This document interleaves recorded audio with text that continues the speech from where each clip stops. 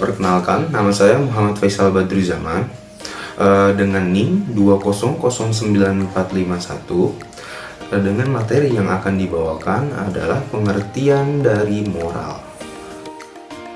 Oke, pengertian moral.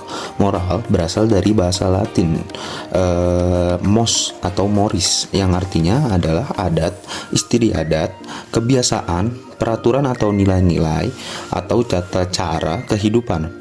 Moral adalah suatu yang berhubungan dengan prinsip-prinsip tingkah laku, akhlak, budi pekerti, dan mental yang membentuk karakter dalam diri seseorang sehingga dapat menilai dengan benar apa yang baik dan apa yang buruk. Berikut ini adalah pengertian menurut para ahli. Nah, menurut para ahli yang pertama itu ada Maria Assumpta. Pengertian moral adalah suatu aturan, rule mengenai sikap, attitude, dan perilaku manusia, human behavior sebagai manusia. Jadi di sini menurut Maria Assumpta adalah jadi moral itu adalah suatu prinsip-prinsip yang dimana prinsip-prinsipnya ini mengenai tentang aturan, ya kan? Aturan-aturan atau rule yang tadi telah disebutkan, attitude and human behavior. Nah, jadi situ saling berhubungan, itu namanya moral. Ketika berbeda dengan etika. Nah, kalau etika itu adalah ketika kita menyesuaikan diri, bagaimana berbicara dengan A, bagaimana berbicara dengan B. Tetapi kalau moral itu adalah prinsip orang ketika berbicara dengan orang, seperti itu. Nah, itu menurut Maria Assumpta. Lalu yang kedua ada menurut Russell Swanberg, yang artinya di sini Russell menyebutkan moral adalah suatu pernyataan dari pemikiran yang berhubungan dengan keantusiasan seseorang dalam bekerja, di mana hal itu dapat merangsang perilaku seseorang tersebut. Nah, jadi begini, kalau menurut Russell ya, di sini tuh orang-orang ketika moral itu adalah ketika orang-orang memberikan pernyataan dari pemikiran yang berhubungan dengan keantusiasan seseorang dalam bekerja. Nah, jadi ketika nanti dia misalnya nih ketika dia sedang bekerja gitu, ada orang sedang bekerja, dia tahu di mana akhlak dia sampai mana, seperti itu. Nah, di situ diterapkan dalam menurut Russell Swanberg gitu. Nah, lalu yang ketiga itu, jadi nanti di situ itu semua kebiasaan orang-orang itu menurut Russell itu ketika dia mempunyai pemikiran lalu dinyatakan gitu. Nah, itu lalu dibarengi dengan attitude, dengan sikap gitu ya. Nah, di situ adalah moral gitu. Itu menurut Russell Swanberg. Lalu yang ketiga di sini ada Elizabeth B. Harlock. Nah, di sini pengertian moral menurut Elizabeth adalah suatu kebiasaan, tata cara, adat istiadat dari suatu peraturan perilaku yang telah menjadikan kebiasaan bagi anggota suatu budaya dalam masyarakat. Nah, ini juga hampir sama sebenarnya sama kayak dari Maria Assumpta. Cuman kalau di sini lebih menekankan dari adat istiadat dan kebiasaan begitu. Jadi semisal nih kalau di suku A ngebuka lemari, caranya dengan misalnya ngebuka pintu itu dengan cara didorong gitu. Nah, sedangkan di suku B itu ngebuka pintu itu dengan cara ditarik gitu. Jadi suku A dan suku B itu berbeda gitu. Nah, moral itu ditetapkan dari secara garis besarnya itu secara kebiasaan seperti itu ya, atau adat istiadat gitu. Nah, itu namanya moral yang dihubungkan dengan attitude gitu, dengan sopan dan santun seperti itu. Nah, lalu di sini juga ada menurut Maria Jewanta, pengertian moral adalah suatu yang berhubungan dengan kemampuan dan menentukan benar atau salah serta baiknya buruknya suatu perilaku pada diri seorang. Nah, kalau menurut De Maria ini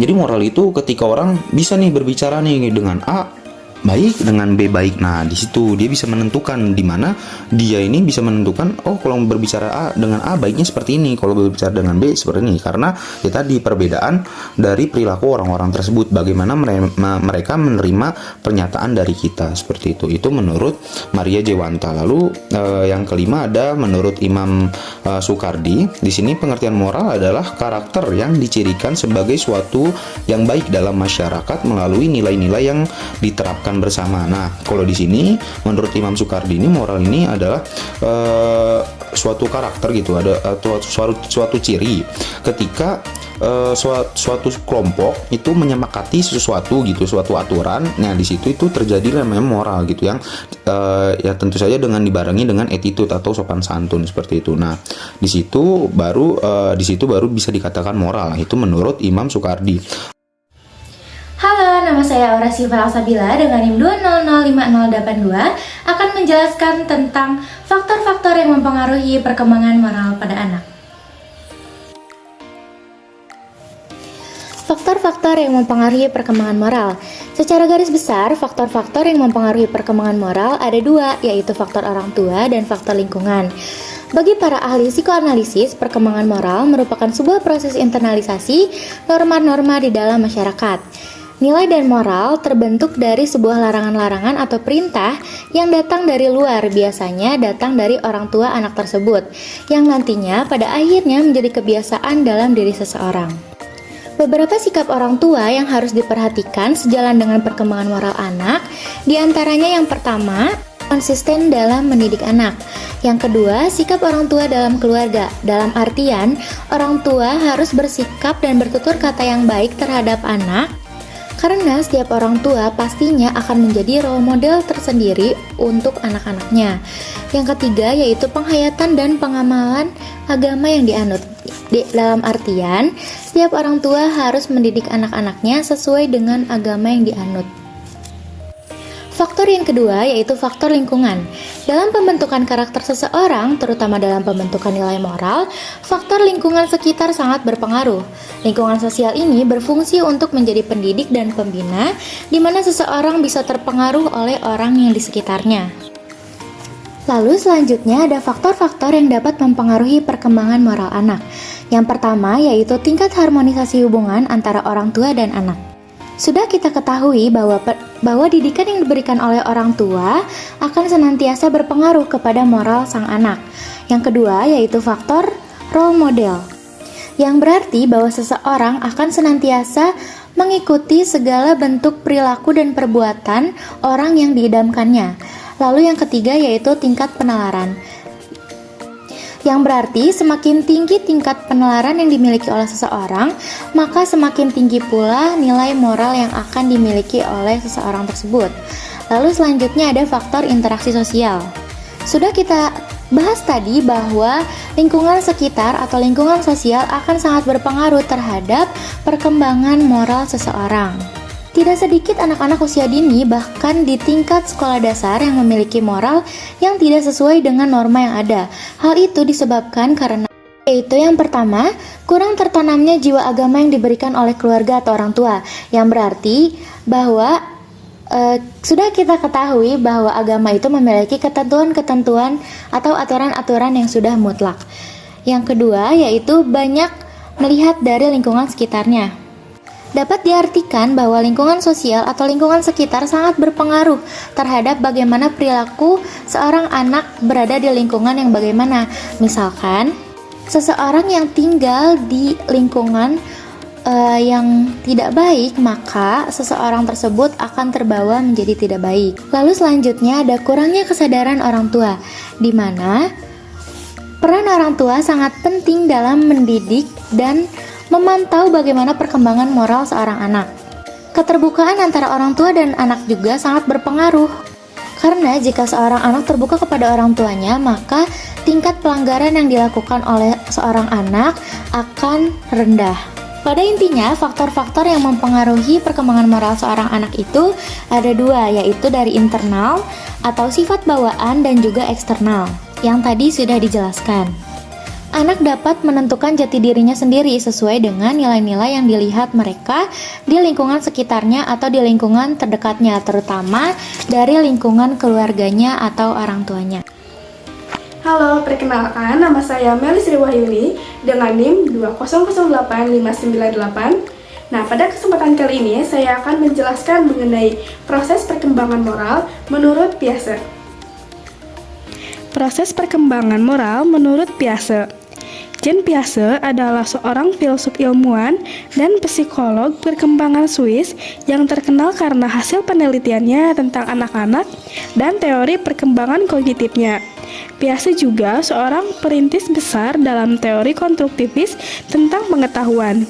Nah, menurut Piaget, struktur kognitif dan kemampuan kognitif anak adalah dasar dari pengembangan moral.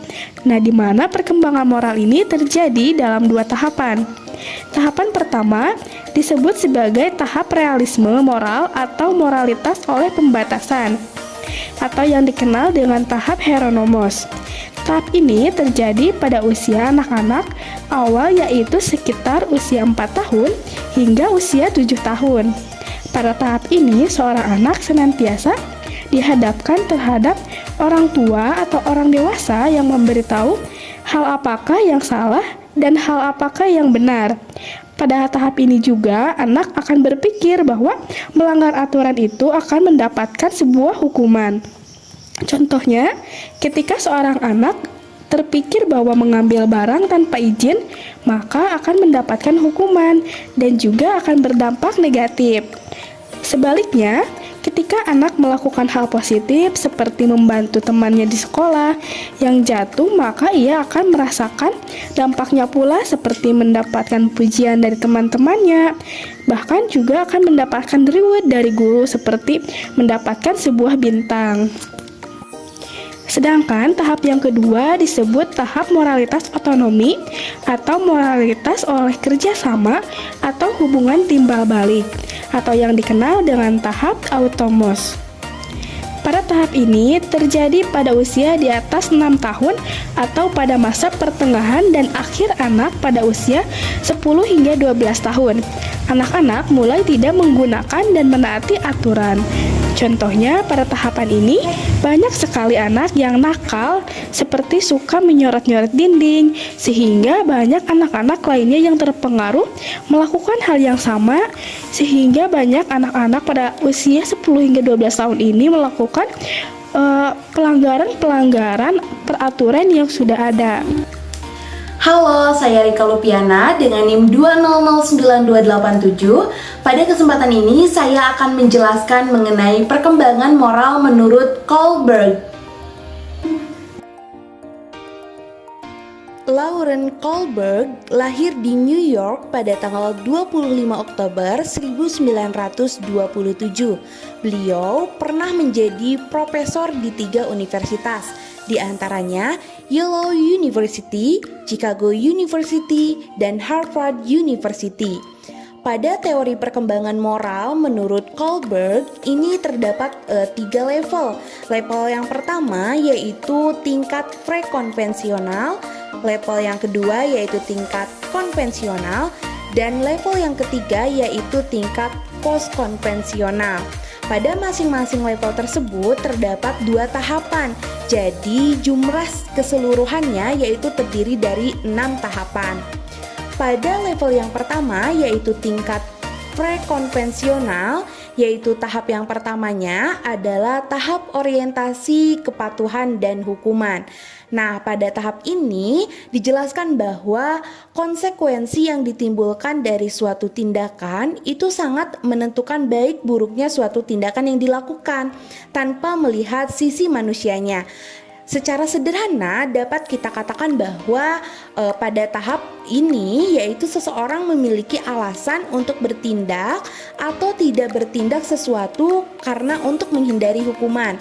Contohnya kita dapat berikan ilustrasi di dalam kehidupan sehari-hari, yaitu ketika kita sedang mengendarai motor, nah kita tidak menerobos lampu merah yang ada di jalan raya tersebut karena takut untuk ditangkap oleh polisi. Nah, kemudian tahap kedua pada level pertama ini yaitu tahap orientasi minat pribadi. Nah, pada tahap ini dijelaskan bahwa suatu tindakan dikatakan benar apabila tindakan tersebut mampu memenuhi kebutuhan untuk dirinya sendiri maupun orang lain. Jadi tindakan akan dianggap baik asal tidak merugikan. Secara sederhana dapat dikatakan bahwa pada tahapan ini tindakan dilakukan dengan memperhitungkan apa yang didapatkan olehnya, atau kita sebut secara sederhana dengan feedbacks. Jadi ketika kita membantu orang lain, tentunya kita juga akan dibantu oleh orang lain. Nah, pada level kedua yaitu terdapat tingkat konvensional. Pada tahap pertamanya yaitu ada tahap orientasi keserasian interpersonal dan konformitas. Pada tahap ini berpandangan bahwa tindakan yang bermoral adalah tindakan yang menyenangkan, membantu, atau tindakan yang dialami dan diterima oleh orang lain. Jadi pada tahapan ini memikirkan bagaimana kesepakatan sosial yang ada dan pendapat orang lain terhadapnya. Contohnya yaitu bahwa kita itu tidak boleh bertengkar karena bertengkar merupakan perbuatan yang tidak baik. Kemudian pada tahap kedua yaitu terdapat tahap orientasi otoritas dan pemeliharaan aturan sosial. Nah, pada tahap ini berpandangan bahwa tindakan bermoral dianggap sebagai tindakan yang mengarah pada pemenuhan kewajiban, penghormatan terhadap suatu otoritas, dan pemeliharaan tertib sosial. Secara sederhana dapat kita simpulkan bahwa pada tahap ini yaitu jika peraturan tidak ada yang mematuhinya, maka keadaan akan menjadi kacau. Karenanya peraturan harus selalu dipatuhi. Kita bisa mengambil contoh di dalam kehidupan sehari-hari yaitu di lingkungan kelas. Ketika di kelas tersebut terdapat ketua kelas, nah di situ ketua kelas mempunyai peranan untuk mengatur siswa-siswi yang ada di kelas tersebut. Tentunya sesuai dengan tata tertib yang berlaku di sekolah. Nah, tata tertib itu wajib dipatuhi oleh seluruh siswa. Jika tidak ada tata tertib tersebut, maka kondisi sekolah akan sangat kacau dan tidak kondusif. Kemudian pada level ketiga yaitu ada tingkat post konvensional, yang dimana pada tahap pertamanya yaitu tahap orientasi kontrak sosial dijelaskan bahwa seseorang yang berada pada tahap ini menyadari perbedaan individu dan pendapat. Jadi setiap orang itu memiliki latar belakang dan situasi yang berbeda. Tidak ada yang absolut atau pasti ketika melihat sebuah kasus gitu. Nah, hak-hak individu harus dilihat bersamaan dengan hukum yang ada. Contohnya yaitu kita dapat ilustrasikan dengan bahwa mencuri supaya tidak mati kelaparan itu berbeda dengan mencuri supaya kaya.